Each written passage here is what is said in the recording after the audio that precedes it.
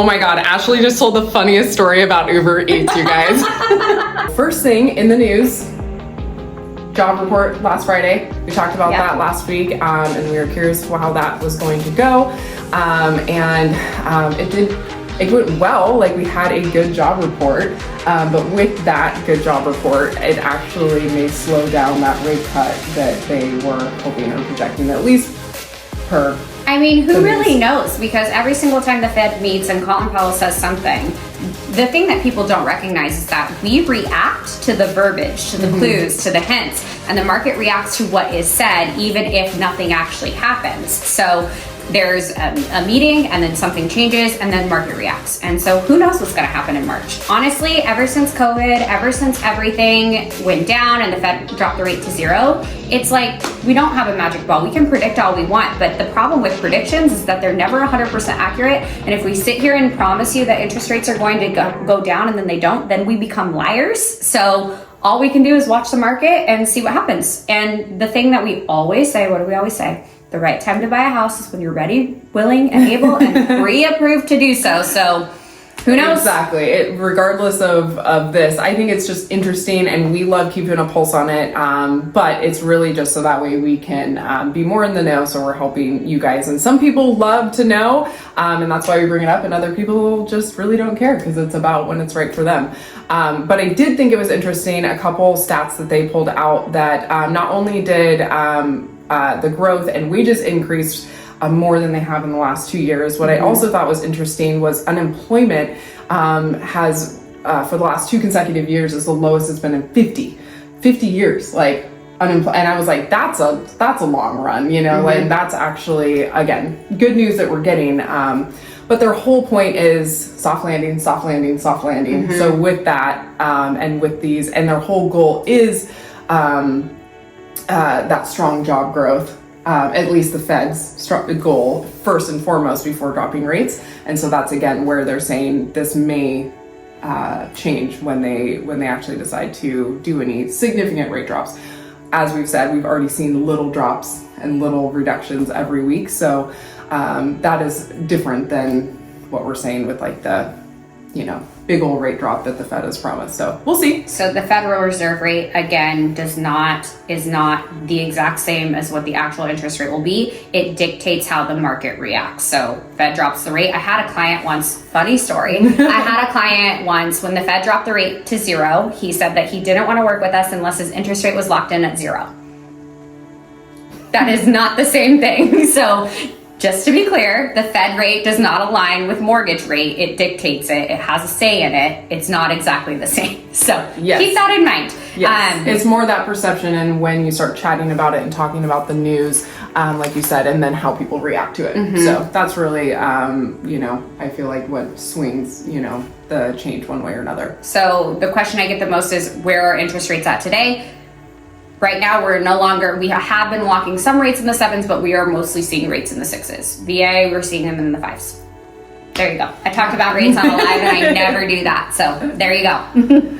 Well, hey, perfect segue into real estate and what's been going on. And so not only with rates dropping, we're seeing more buyers and we're seeing more competition already get you know, busy out there, but also I thought this was super interesting to look at. We have January numbers in, and we have those year-over-year numbers for the last couple years that I thought was interesting. So here in Kitsap, we definitely are seeing a decrease in the days on market between this January and last January. Not a ton, like it's slowly trickling down, but I feel we're gonna see these numbers drop even more as the months continue. 2022 we were 8 days on market, and you know, 2024 we were 29 days on market. So we're not to 2022 yet, but we're slowly working down from where we were at last year. And that's kind of the same thing for sales, new listings coming on the market, and pending sales. So all of those numbers are better than they were the year before. As far as year-over-year January numbers, again, nothing really looks as amazing as it did in 2021 and 2022. But was it amazing though? That was not fun. Well, and what's interesting about looking at some of these stats is even though we had more new listings, we didn't have more pendings in 2022. Okay. Because we had more inventory, we actually, we can't always sell all the inventory even when we have it, you know? So that was an interesting stat that I wasn't expecting to see when I pulled it. So, and then we're still floating even with January numbers at an average of about $550 for sale price median, but that does include Bainbridge. So It does include Bainbridge. Okay. Yeah. Bainbridge Island, for those of you who are not local, is like an outlier to the rest of the county. So they even have a different area code than we do. So, Bainbridge kind of messes with the numbers a little bit, but that's interesting. $550 average sales price. So we'll have to pull to all the Kitsap numbers to see what the differences look like. It's slightly lower, but not by much, honestly. Not by much. So I just thought that was some interesting stats. On the mortgage side, more referrals in the month of January than any month in 2023.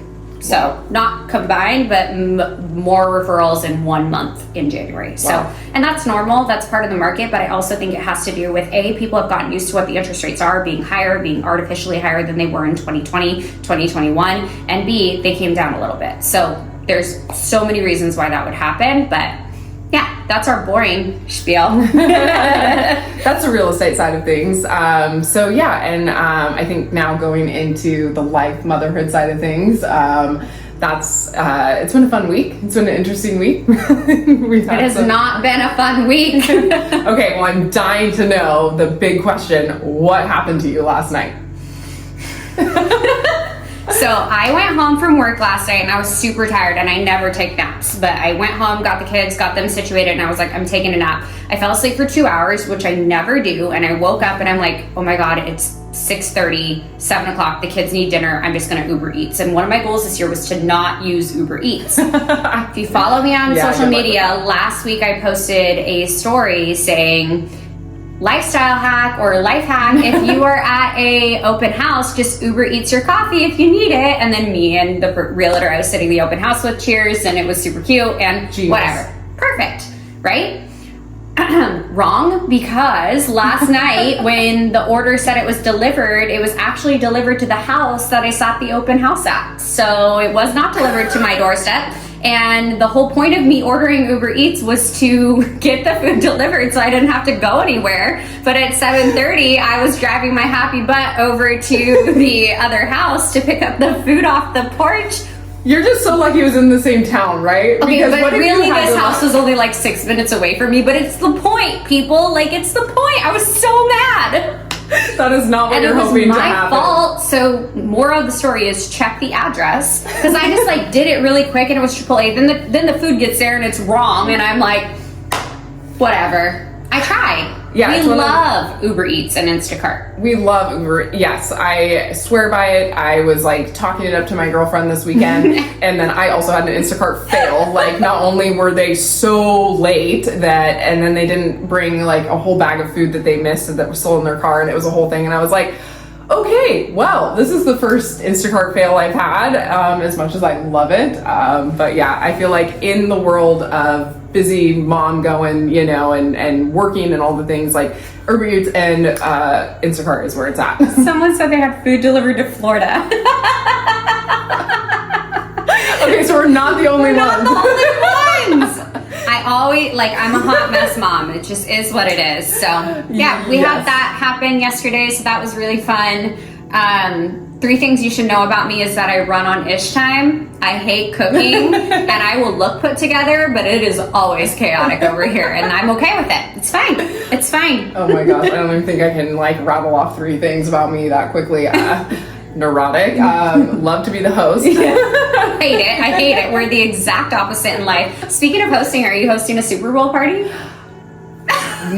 No. I got asked and I was like, oh, no, I'm exhausted. Erica, are you hosting the because I'm coming to your house. I don't know. If anyone's hosting a Super Bowl party, let me know. I have no plans. I feel like if I care a lot about the team, maybe, if it was the Seahawks, of course. Yeah. But I'm just kind of not that I don't want to watch it. But I don't know. It's just, that's a lot. Well, when your boyfriend is the number one NFL fan, you have to care, and so I have to care. So, who are you rooting for? I was just going to ask you that. I don't know if we can, like, that's public knowledge. Oh, I'm so rooting for the Chiefs because, I'm sorry, 49ers, like, they're in the NFC. They're a rival. Like, we have to vote, or we have to go for the Chiefs, right? I'm rooting for the Chiefs, too, and it's not in correlation with Taylor Swift. Nope. No. But I did see something on social media that was like a dad posted, like, I don't care what y'all say about Taylor Swift. My daughter's watched football with me every Sunday since she started going to the games, and she's just made it better for me. And I thought that was so cute. That is so cute. Yeah. See? And I am not a T Swift hater. I think, again, do her, and she does not ask for that publicity that she gets. And yeah, if it gets other people into football, other girls or anybody, it doesn't really matter. So yeah, I have no idea who. I don't know. I don't have any predictions for the spread. I don't do all of that fun stuff. I don't do any betting.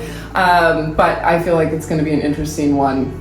Yeah, for sure. I don't know. I'm just whatever. I'm like, by this time of the season, I am so over football that I'm like, I need it to be over. There's one tiny window where my boyfriend doesn't have a hobby. And I'm like, it's right after Super Bowl. And I'm like, please, can it be after Super Bowl so he can take me on a date? Just kidding. He takes me on dates. So we have our Sundays back? Yeah. Sundays, Mondays, Thursdays, and sometimes Saturdays when college football ends. Like, what? I know. Insane. I know. It's been... Well, and the other thing, too, about not hosting a Super Bowl party is that I feel like I have so many events planned out for the year. And the next one we have is Galentine's. I know a lot of people have RSVP'd on the invite page. I checked before we got here. 30 RSVP'd yes, and 29 said maybe. Wow. Awesome. Yay. We're excited to see everybody. So if you do want to come, please let us know ASAP because I'm going to cap it at like 55 or 60. Yeah, we don't want the fire code inspector dude coming and getting you in trouble. Yeah, and I'm an ask for forgiveness kind of girl, but I want everyone to be able to actually make their bingo. Okay, so let's talk about the bingo cards real quick. We talked about it last week. Yeah. We're very excited. It's basically you have a sheet of paper and you write in your goals, your hopes, the things that you want to cross off your personal business bucket list for the year, and then that's what we do. And then every time you complete one, you put a sticker on it, you cross it off, whatever, and that's how we're mapping out our year for 2024. So come hang out with us. It'll be super fun. And we'll put the link in the comments like we did last week, so that way you can get straight to the Facebook page and RCP if you want to come. It is on the 21st at 6 at my office. At your office. And we're really organized this time, so I think we have everything ordered and we're ready to rock and roll. So yes, and Erica's co-hosting that with us as well. She jumped on our live last week. So yeah, we're just really excited to get together with everyone. It's been a long time when we've just gotten together with everyone. Yeah. So if you have a friend that wants to come, let us know, because like we said, space is limited, but we will try and accommodate as many people as possible. Wrapping up for the day, we have Infinity is doing a fundraiser for food backpacks for kids that ends at the end of the month, and so I will also be putting a link that if you want to, we have a needs list for the actual backpacks, but also just taking cash donations to give straight to the organization. So I'll be posting. Is it backpacks for kids? Food backpacks. Okay. Yep, food backpacks for kids. The organization that everybody loves. I feel like everyone can get behind this one. So we're really excited. We've already raised about $6,500 for it. Oh wow, that's a lot. Yes, and so but our goal is go big or go home. So we're super excited about that fundraiser this quarter for Infinity for our Great Give Back program, and I'll put some information in the comments about that too. So real estate market, stay tuned. Change your address in Uber Eats and Instacart, and have a great week. Yes. All right, guys. Until next week. Have a good one.